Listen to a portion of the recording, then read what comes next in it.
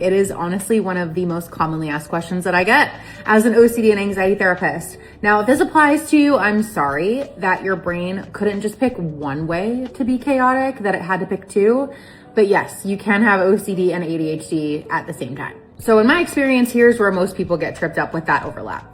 OCD and anxiety look so similar on the outside sometimes. Things like checking, forgetfulness, preoccupation, highly distractible, a lot of fidgeting, a lot of restlessness, procrastinating, avoiding, saying that their brain feels like there's like 100 tabs open in their brains and they just can't click them off.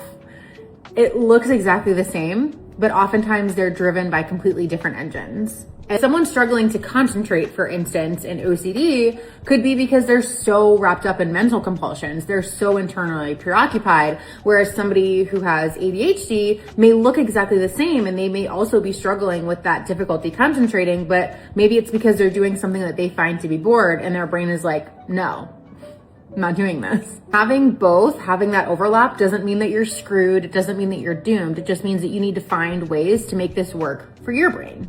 So instead of having 37 items on a to-do list with no order to it whatsoever, maybe you need to get better at making those to-do lists to highlight and prioritize what's important and what's urgent. So I usually have my clients make a quadrant of sorts where it's important and not important on one side, and then urgent and not urgent on the other. And then you can kind of categorize your to-do list items on a quadrant like that. And then the things that are really important and really urgent, those are the things that you should focus on first, rather than just arbitrarily making your way through this 37 item to-do list.